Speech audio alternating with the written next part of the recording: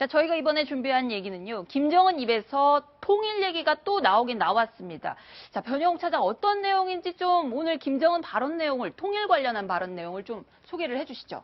예, 북한이 내부 행사를 하면서 뜻밖의 그 통일에 대한 메시지를 던졌습니다. 네. 김정은 노동당 제1비서는 조국 통일 시련은 가장 중대하고 절박한 과업이다. 조국 통일 3대 원장을 틀어쥐고 통일의 앞길을 열어나가야 한다라고 엄명을 했습니다. 네, 굉장히 뭐 좀 거창해 보이죠. 북한의 그 표현들이 그런데 거창해 보이지만 박형준 부원장님, 이게 어떤 얘기입니까? 조국 통일 3대 헌장, 어떤 내용입니까? 일단 그 조국 통일 3대 헌장은 조국 통일 3대 원칙 1972년 그리고 1980년에 고려민주연방공화국 창립 방안 그리고 93년에 전민족 대단결 10대 강령을 이야기를 합니다. 뭐 여러 가지 내용이 그 안에 있지만 핵심적인 내용이라고 하는 거는 한국이 북한 정권을 충성하고 찬양하는 나라로 만들어가지고 통일하겠다라고 하는 겁니다. 네. 그러니까 내용적으로 보면은 한국이 내부적으로 북한 정권을 수용하고 찬양하는 국가가 될 것, 그리고 한국의 그 안보 기반을 해체할 것을 주요 내용으로 하고 있습니다. 그렇군요. 이정훈 의원, 결국은 북한이 지금까지 주장해왔던 연방제 통일을 하자 이런 얘기인데 우리 정부가 전혀 받아들일 수 없는 거죠. 네, 저는 김정은이 한 이 이야기를 72년도에 나오는 3대 원칙 있죠. 민족, 자주, 평화. 그거가 기반이고요. 그걸 토대로 해서 6차 당대회 때 고려 연방제, 고려 민주 연방공화국을 내세웠고, 계속 연장성산이거든요. 따라서 네. 뭔가 하면 자기네 핵무기를 가지고 외세, 미군 나가라. 네. 외세를 배제하고 평화적으로, 자주적으로 북한 주도로 통일하겠다는 거거든요. 그러니까 뭐 과거의 노선을 더 강화하는 거니까 여기에 대해서 한국이 우리가 대한민국에 따라갈 이유가 전혀 없죠. 따라서 저걸 가지고 대화라고 생각한다면은 뭐 큰 착각일 겁니다. 네, 네. 남북 관계가 어떻게 돼야 된다 이런 얘기도 김정은이 먼저 얘기를 했는데 조아라 기자, 남북 관계에 대해서 김정은 어떤 얘기를 했습니까? 네, 김정은이 남북 관계에 대해서 얘기를 하긴 했는데 그 기존의 입장을 되풀이하는 정도였습니다. 네. 지금까지 보여준 핵 미사일 실험 이런 것과는 좀 약간 다른 행보라고 보여지는데요. 그 대화와 협상으로 모든 문제를 해결하겠다. 그리고 남북 군사회담을 개최하겠다. 이런 것들 모두 기존에 나왔던 입장입니다. 네. 그리고 주한미군을 철수하라는 것도 기존에 계속 반복되어 온 얘기입니다. 네. 동아일보 아까 부설 연구소에서 했던 연구가 또 있는데 이 당대회가 끝난 다음에 북한이 어떤 태도로 한국에 대해서 협상을 요구할지 그런 네, 그 설문조사를 이제 당대회 훨씬 전에 이제 했었는데. 네. 현역 차장. 현재와 큰 차이가 없을 것이다. 그리고, 강경 모험주의 행보로 긴장을 극대화할 것이다라는 의견이 반이 넘긴 했지만, 가장 많은 퍼센테이지는 표면적으로는 강경하지만 북한이 물밑에서는 협상을 시도할 것이다라고 보는 전문가들이 많았습니다. 네. 많은 전문가들이 이렇게 전망을 한 것처럼요. 오늘 김정은의 발언은 우리의 요구는 이런 것이다라고 다시 한번 밝히고 이런 요구에 응할래 말래 이렇게 물어보는 거죠. 네, 그런 협상을 시도하는 그런 초입이라고 우리가 해석을 할 수도 있을 것 같습니다. 이정훈 의원 그렇습니까? 저는 박근혜 대통령의 학습 효과를 보고 있는데요. 작년 8월 달에 목함지뢰 사건 났을 때 심리전을 재개했습니다. 그리고 북한이 고사총인가를 쐈을 때 포격까지 했고요. 그리고 북한이 거기에 대해서 2+2 회담을 제의했을 때 북한으로부터 어떤 사과 비슷한 걸 받아내고 심리전 중단하면서 중국 열병식에 갔습니다. 네. 그리고 아주 전략적인 미스를 한 게 전군 특박 지시를 내렸죠. 네. 부사관 이하 전체가 특박하도록 했는데 그리고 나서 불과 반년 만에 한국군이 매우 다급한 상황이 됐고 박 대통령도 굉장히 곤란하게 됐습니다. 네. 그때는 제가 8월 달에 특박을 보내면서 다음 총선 무조건 여당 압승이다 그랬는데 완전 패배로 끝났거든요. 네. 따라서 박 대통령이 그 학습 효과가 있어서 지난번 개성공단 전면 중단할 때 국회 가서 발언한 거 보게 되면 끝까지 간다는 표현 썼습니다. 네. 따라서 쉽게 북한이 군사회담 제의했다라고 해서 따라가지도 않을 거고요. 네.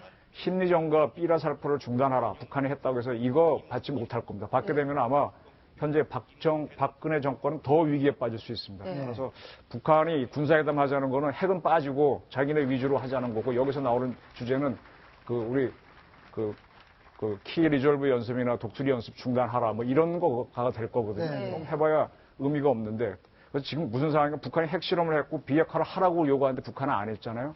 지금 이거는 양쪽 다 지금 출구 없이 그냥 가는 겁니다. 그래서 저는 당분간 남북 간의 회담은 어렵고요. 아마 이대로 긴장된 상태로 가서 우리는 우리대로 대선을 할 거고 미국은 미국대로 해서 네. 그 다음에 무슨 변화가 있지 않겠나 싶은데 네. 제가 좀 가끔 역사책을 보다가 하나 발견하는 게 하나 있어요. 네. 아주 우연의 일치일 수도 있습니다. 우리 한반도에서 삼국이 통일될 때요. 예. 이 삼국에서 동북아를 이루는 삼국에서 특이한 현상이 하나 발견됩니다. 네. 신라에서 선덕여왕이 나와요. 여자가 왕이 돼요. 아, 그다음에 일본에서 스이코라고 하는 일본 최초의 여자 천황이 나와요. 네. 삼국 통일 전후에서 이야기입니다. 예, 예. 그다음에 당나라에서는 누가 나오는가 하면 측천무라고 하는 중국 최초의 여자 황제가 나옵니다. 예. 네. 그래서 저는 지금 한반도 주변 상황을 쭉 보면서 우연히 일칠 수 있습니다. 우리는 벌써 이미 대통령 나왔고요. 네. 중국은 아무리 봐도 안 나올 것 같은데 대만에 나왔어요. 아, 예. 네. 차이잉원, 차이잉원, 최영문. 미국 보니까 나올 가능성이 있어요. 네. 그래서 다음 대선에서 어떻게 될지 모르지만 예언을 한번 좀 한번 해주시는 걸로. 제가 뭐 94년도인가에 김일성 사주 가지고 언제 죽느냐 써서 한번 맞춰서 화제를 만든 적이 있는데 네. 저는 아시아의 문제를 다루는 주요한 나라, 물론 중국은 아니고 일본은 아직 아니지만은 네. 일본도 지금 그 일본 천황 보게 되면은 그 아랫대에서는 여자 천황이 날 가능성이 있죠. 딸만 있으니까. 그래서 큰 변화가 있지 않겠느냐라고 보는데 네. 지금 뭐 내후년 대선에서 어떻게 될 거다, 어떻게 되는 건 아마 북한일 수 있겠다. 그런 생각을 저는 네. 막연히 하고 있습니다. 네, 네. 지금 저희가 이제 오늘 김정은이 내놓은 남북 관계에 대한 발언을 얘기하다가 잠깐 역사로 갔었는데요. 박형중 부원장님, 그 남한의 제의한 남북 관계에 대한 카테고리 중에 뭐 좀 예전하고 다른 게 있다고 보세요? 예, 일단은 전체적인 메시지는 한국이 그 북한 핵 문제를 거론하지 말라는 메시지가 가장 강하다고 생각이 됩니다. 예. 직접적 언급은 안 했습니다. 그리고 그 남북 군사회담을 하자고 하는 거를 좀 눈여겨봐야 될 거라고 생각이 예. 됩니다. 예. 이 문제는 특히 그 밑에 있는 그 심리전과 삐라 중단 문제하고 그 상당히 관련이 있을 거라고 생각이 됩니다. 네. 이게 상당히 이 북한 측에게 큰 고통이 되기 때문에 이 문제를 아마 거론하기 위해 가지고 남북 군사회담을 열자고 한 것 같습니다. 예. 그리고 남북 관계는 그 여러 여론조사 이야기가 나왔는데 그 앞으로 그렇게 그러니까 북한이 이면에서 협상을 시도할 가능성이 저는 낮다고 생각이 됩니다. 예. 그 중요한 이유가 뭐냐고 하면은 이제까지 그 북한 측에서 이면 협상을 시도했던 거가 김양건 비서였습니다. 네. 그런데 김양건 비서가 작년 말에 뭐 사망했습니다. 어떤 연유인지 모르겠지만 사망했습니다. 네, 네. 그렇기 때문에 북한 측에서도 그 회담을 밀고 나갈 세력이 아마 없지 않나 생각이 됩니다. 아, 그렇군요. 예.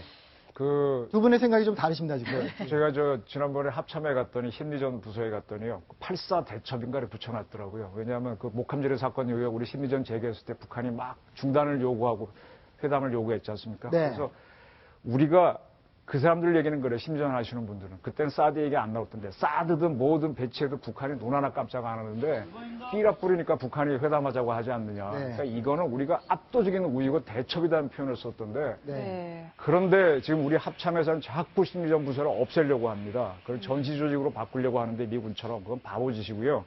이 심리전을 강화해서 지금 이라도 풍선에 의해서 띄우면은 정확한 위치에 안 떨어지거든요. 네. 우리나라 드론 많죠. 네. 드론 갖고 싣고 가면 GPS로 탁탁 원하는 극단적으로 얘기하면 지금 오늘 밤이나 뭐 내일쯤 평양에서 시가지에서 아마 행사할 겁니다. 행사 네. 상공에 떨어뜨릴 수도 있어요. 네. 그렇게 심리전을 해서 저쪽의 내부 붕괴를 유도하는 쪽으로 우리는 아마 가야 된다는 게 제 의견인데 한번 합참에서 참고해 주시기 바랍니다. 뭐 이정훈 의원 의견도 그렇고요. 지금 전반적으로 굉장히 강경한 입장이죠. 그래서 북한이 이게 뭐 섣불리 해서는 안 되겠다 이런 생각을 할 텐데 그래서 북한이 정말 대화를 하고 싶으면 우리한테 뭔가 좀 그 유인을 할 거 아니겠습니까? 어떤 조건을 걸고 대화하자 이렇게 나올 수 있을까요? 북한이 지금 대화 걸자고 한 게 군사회담 지시를 하면서 심리전과 삐라 살포 중단을 했거든요. 그럼 자기네 원하는 회담만 하자는 거예요. 계속 의제를 한정 짓고 있는데 주한미군 철수나 이건 늘 나오던 건데.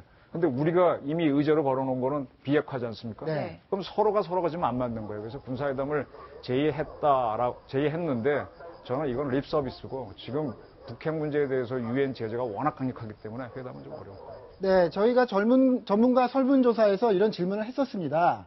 북한이 정말 대화를 하고 싶을 때 어떤 조건을 내걸겠느냐, 뭘 요구하면서 대화를 하자고 하겠느냐 물어봤더니 가장 많은 게 이거였어요. NLL과 휴전선에서 긴장 완화 조치 등. 그러니까 오늘 군사회담 제의한 게 바로 이런 맥락이라고 할 수 있는 거죠. 그리고 그 다음에는 이산가족 상봉해줄게.